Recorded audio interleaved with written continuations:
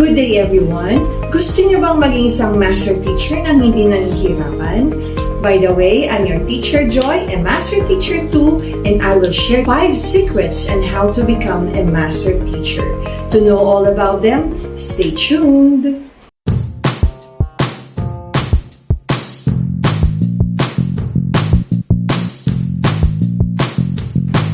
Welcome back to Joy Fernandez Tutorials. Kagaya ng sinabi ko kanina, I'll be sharing you my 5 secrets on how to become a master teacher nang walang kahirap-hirap. Okay, are you ready? Tip number 1. First and foremost, you should know the basic qualifications. So what are the basic qualifications for master teacher? Let's start with master teacher 1. So number 1, permanent teacher. Of course, you should be a permanent teacher. Number 2, bachelor's degree for teacher or bachelor's degree with 18 professional units in education and 18 units for MA in education or its equivalent. Number 3, at least very satisfactory performance rating for the last 3 rating periods. Number 4, at least 3 years as teacher 3. And number 5, have at least 25 points in leadership, potential and accomplishment, or has been a demonstration teacher in the district level plus 15 points earned under leadership, potential and accomplishment. How about for master teacher 2? Number 1, an MT1 for at least 1 year. Number 2, bachelor's degree for teachers or bachelor's degree with 18 professional units in education and 24 units for MA in education or its equivalent. Number 3, very satisfactory performance rating as MT1 or VS for the last 3 rating periods. Number 4, have at least 30 points in leadership, potential and accomplishment, or has been a demonstration teacher in the division level plus 20 points earned under leadership, potential and accomplishment. So tip number 2, you should know the different criteria and then list down all of the needed documents. So iisa-isahin natin kung ano-ano ba yung mga criteria and the needed documents. So let's start with letter A. Introduce any of the following which has been adopted or used in the school or district. Ito, 20 points siya. Pag napansin ninyo, 4. You can introduce any of the following. Now, tigli-5 puntos sila. Kasi 4 sila, di ba? So number 1, curriculum or instructional material. So if you have developed an instructional material, kailangan mong magbigay ng mga evidences of data analysis, or statistical validation. Kung effective ba ito o hindi. Number 2, effective teaching technique or strategies. Ito pwedeng intervention program, isang technique, or isang strategy na in-introduce mo that makes teaching effective. Number 3, simplification of work as in reporting system, records keeping, etc. or procedures in cost reduction. Ito na ngayon yung innovation mo to simplify a work. Okay? So this may be a result of a continuous improvement project, a research finding, or an offshoot of results of comparative studies. Number 4, a worthwhile income-generating project. You should remember that this should be recognized by higher officials in the division, and it should be for the learners. Another thing is that it shall have been sustained or in existence for at least 2 consecutive years with a minimum net income of 5,000 pesos. You should remember also that fundraising activities are not considered as income-generating projects. So dito, dapat mag-present kayo ng isang terminal report which shall include how the income was generated, how much was generated, and where the income was used. These are the documents to support criterion A, proof of utilization and effectiveness. So, dapat meron kang proof na yan ay talagang nagamit na at effective. Number 2, project proposal shall be supported by evidence of data, This should also contain a statistical result. Number 3, projects should have been acknowledged by the school head, the EPS, and should be recommended and approved by the ASDS and SDS respectively. Number 4, each claim shall be supported with an approved project proposal. Dapat meron siyang project proposal at saka terminal report after project completion. And number 5, a certification should be given by the school head or PSTS on the project utilization, usefulness, or effectiveness corroborated by at least 5 teachers. We go to letter B, served as subject coordinator or grade level chairman for at least 1 year or as advisor of a school publication for at least 2 years and not considered part of the regular teaching load. Dapat dun sa designation mo, maipapakita doon na yan ay hindi part of the regular teaching load. Ito naman ay 12 points. Okay, so these are the documents to support criterion 8.B.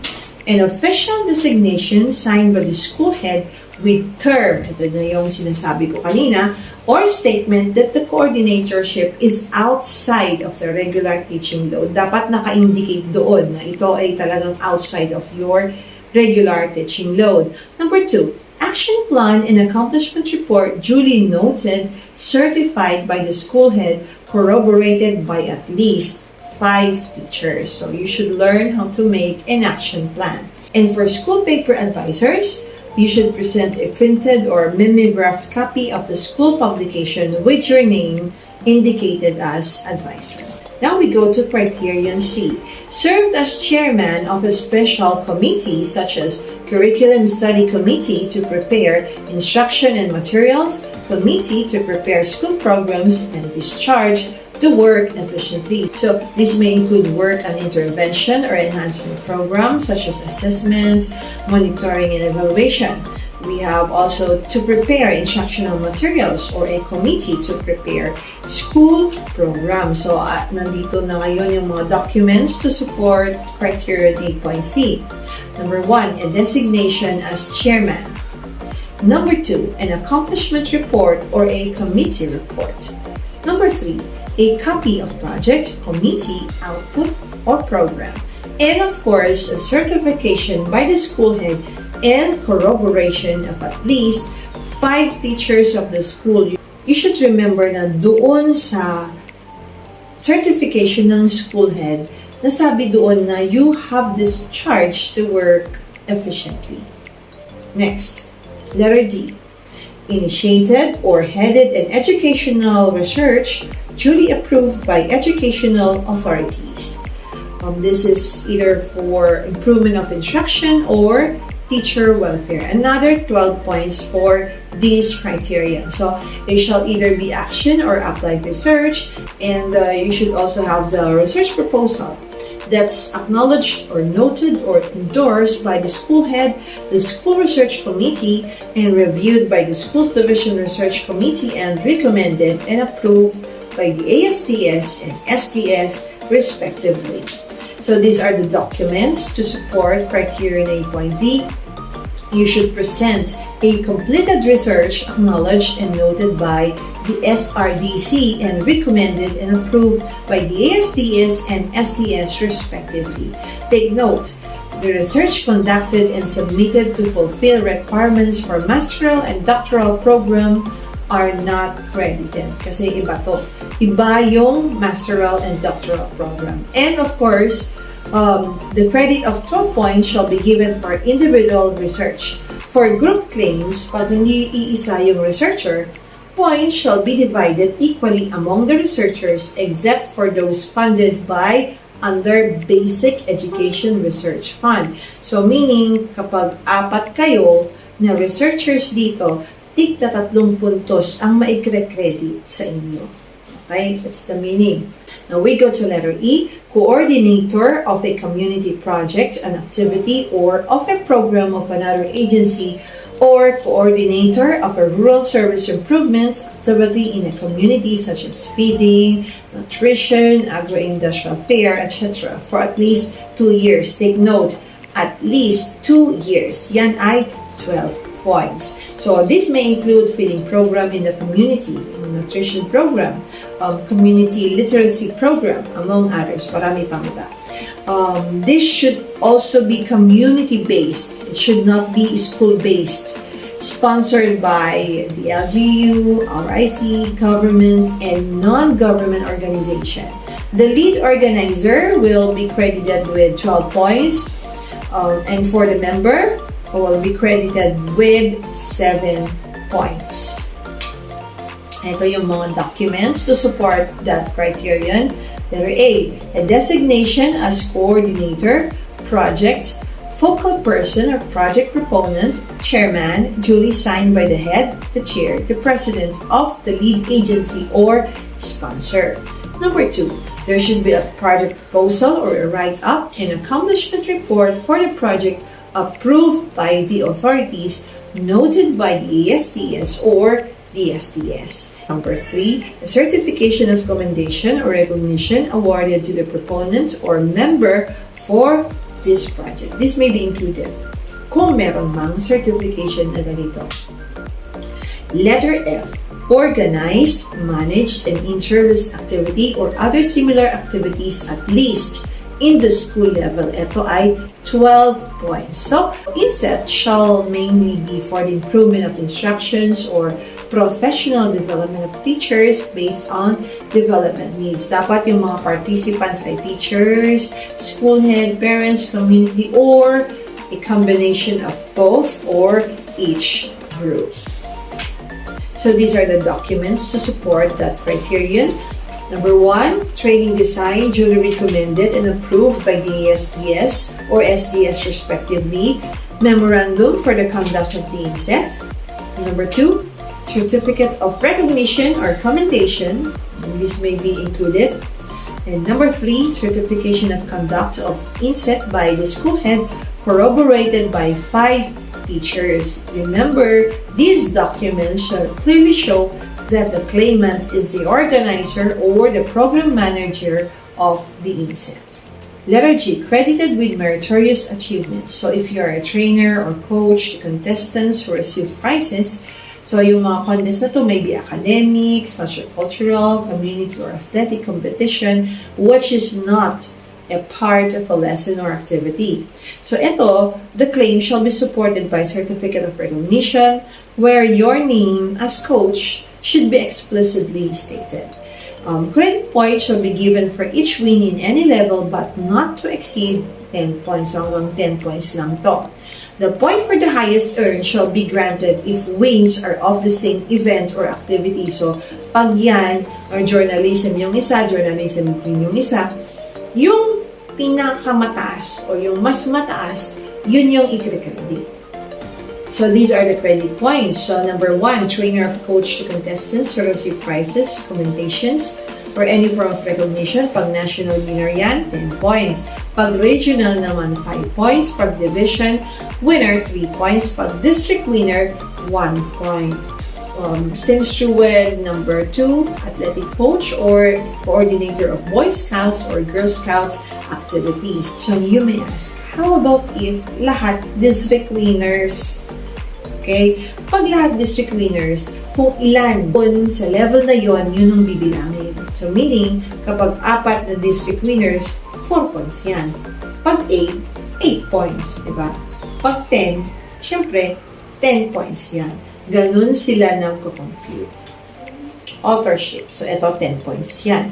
So, authorship of a book, workbook, textbook, or module shall be considered when copyrighted with ISBN. And authorship of the developed and produced material shall be included when there is a memorandum where name of candidate is included and final copy of the material is published. Dapat ay talagang na-publish. Pag solo kang author, 10 points ang may credit sa'yo. Pag co-authorship naman, this will be divided. The points shall be divided between or among the writers. Pag article naman yan, 1 point ang may credit per article provided that it's published in a publication, a paper, a magazine of wide circulation within nationwide or region-wide, and take note, educational or technical in nature. For demonstration teaching naman, these are the documents. So you should present the lesson plan, the certificate of recognition as a demonstration teacher, duly signed by authorities. It should be corroborated by 3 to 5 teachers who are present during the demo. And if there is an observation tool utilized by the observer, this can also be added. Tip number 3, in everything that you do, it should be properly documented. So in my case, whenever I accomplish something, a task, or I have introduced an instructional material or do some lab sessions, I request my colleagues or the participants to sign a certification that I really was the proponent or that they really attended that certain activity. And please, pag may na-accomplish kayong ganito rin, get a certification from the school head or from the program leader that you have discharged your work efficiently.